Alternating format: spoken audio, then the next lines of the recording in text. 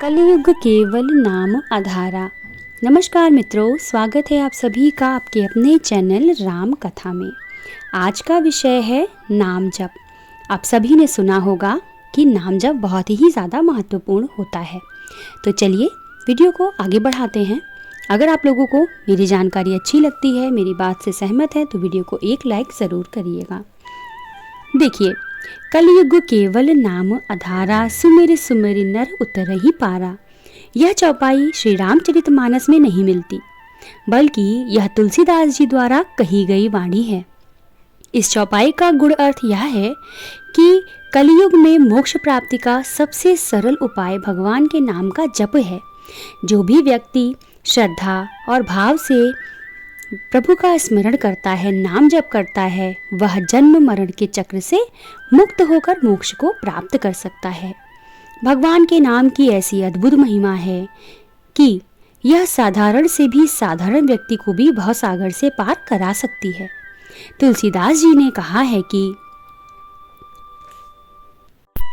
कलयुग में अन्य युगों की तुलना में भक्ति का मार्ग सर्वोपरि है। सतयुग में कठोर तपस्या से, त्रेता युग में यज्ञ से और द्वापर युग में ध्यान का महत्व ज़्यादा था, लेकिन कलयुग में केवल भगवान के नाम का सुमिरन ही सबसे सरल और प्रभावी साधन है। यही कारण है कि तुलसीदास जी ने कहा है, बहुत ही प्रसिद्ध चौपाई है, आपने सुना होगा, राम नाम मनि दीप धरु जिह देहरी द्वार, तुलसी भीतर बाहिरव जो चाहिस उजियार। तुलसीदास जी कहते हैं, यदि तुम अपने हृदय के अंदर और बाहर दोनों प्रकाश देखना चाहते हो, तो राम नाम रूपी मणि के दीपक को जीभ रूपी देहली के द्वार पर धर लो। दरवाजे की देहली पर यदि यह दीपक रख दिया जाए तो उससे घर के बाहर और अंदर दोनों तरफ प्रकाश रहेगा। इसी प्रकार जीभ मानो शरीर के अंदर और बाहर दोनों ओर की देहली है। इस जीभ रूपी देहली पर यदि राम नाम रूपी मणि का दीपक रख दिया जाए तो हृदय के बाहर और अंदर दोनों तरफ प्रकाश अवश्य हो जाएगा। अगर तुमने यह दीपक प्रज्वलित कर लिया तो यह तुम्हारी अज्ञान रूपी अंधकार को समाप्त कर देगा। इसलिए कलयुग में मोक्ष प्राप्ति के लिए तपस्या, यज्ञ और अन्य कठिन साधनों की आवश्यकता नहीं है। सच्चे मन से भगवान के नाम का जाप ही पर्याप्त एकमात्र सहारा है, जिससे मनुष्य भवसागर से पार हो सकता है। पुराणों में अनेक कथाएं भगवान विष्णु के प्रति असीम भक्ति, प्रेम का वर्णन करती हैं। आज हम दो महत्वपूर्ण कथाएं सुनेंगे जो यह दर्शाती हैं कि भगवान नाम का स्मरण कैसे जीवन की हर बाधा को पार करने में सहायक होता है। चलिए कथा सुनते हैं। तो पहली जो कथा आती है वह आती है अजामिल की। अजामिल जो कि एक धर्मपरायण ब्राह्मण था, अपने माता पिता की सेवा करता था, यज्ञ, हवन और धर्म कर्म के कार्य में लगा रहता था। उसका विवाह भी एक साध्वी स्त्री के साथ हुआ जो हर कदम कदम पर उसका साथ देती थी, लेकिन कालांतर में वह थोड़ा छल कपट में पड़ गया। चोरी और अधर्म का कार्य उसके जीवन का हिस्सा बन गए। जब वह वृद्ध हुआ और मृत्युशैया पर पड़ा तो उसने अपने सबसे छोटे पुत्र नारायण को पुकारा। हालांकि वह अपने पुत्र को बुला रहा था, लेकिन संयोगवश यह पुकार भगवान विष्णु के नाम का स्मरण बन गई। भगवान विष्णु के दूत तत्काल प्रकट हुए और यमदूतों को रोक दिया। जैसा कि आपने पहले भी सुना होगा कि पहले के समय में जो भी घर में बच्चों के नाम रखे जाते थे वह राम, विष्णु, महावीर ऐसे ही रखे जाते थे। यही सोचकर ही रखा जाता था कि अंत समय का, या फिर ऐसा मान लीजिए कि हम लोग काम काज में तो भगवान का नाम नहीं ले सकते, तो अपने पुत्र को जब हम बुलाएंगे राम, शंकर ऐसा करके बुलाएंगे तो हमारे जीभ से, हमारी जिह्वा से कहीं न कहीं भगवान का नाम निकलेगा और हमारे जो भी पाप हैं वह कटेंगे। लेकिन आज के समय में यह प्रथा धीरे धीरे समाप्त होती जा रही है और वैसे ही लोगों के कर्म भी बिगड़ते चले जा रहे हैं। तो फिर क्या हुआ कि भगवान विष्णु के दूत तत्काल प्रकट हुए और यमदूतों को रोक दिया। इस तरह केवल भगवान के नाम के उच्चारण से ही अजामिल को मोक्ष की प्राप्ति हो गई। तो देखिए यहाँ पर कितना अच्छा उदाहरण बताया गया है कि भगवान के नाम को अगर हमने गलती से भी एक बार जप लिया, नारायण, विष्णु, शंकर, सांब सदाशिव, राधा, राम, जय श्री राम, या जिन भी ईश्वर को आप मानते हैं, जिन भी ईश्वर में आपकी श्रद्धा है, उनका नाम दिन भर में एक बार ज़रूर लेना चाहिए।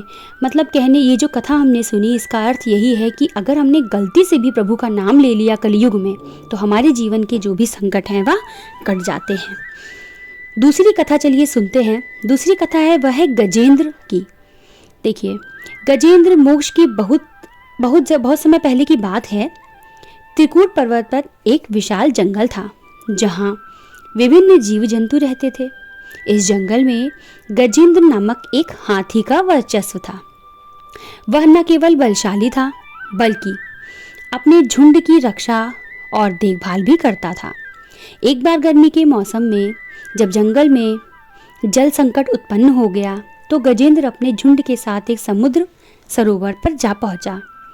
जैसे ही उसने जल में प्रवेश किया, एक विशाल मगरमच्छ ने उसका पैर पकड़ लिया। गजेंद्र ने पूरी शक्ति से संघर्ष किया, परंतु मगरमच्छ की पकड़ इतनी मजबूत थी कि झुंड के अन्य सभी हाथी भी उसकी सहायता करने में असमर्थ थे।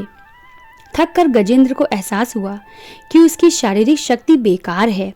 तब उसने अहंकार कर भगवान विष्णु की शरण में प्रार्थना की कि उसकी भक्ति और समर्पण देखकर भगवान गरुड़ पर सवार होकर तुरंत वहां पहुंचे और अपने चक्र से मगरमच्छ का अंत कर दिया। प्रसन्न होकर भगवान विष्णु ने गजेंद्र को मोक्ष का वरदान दिया और अपने धाम में स्थान दे दिया।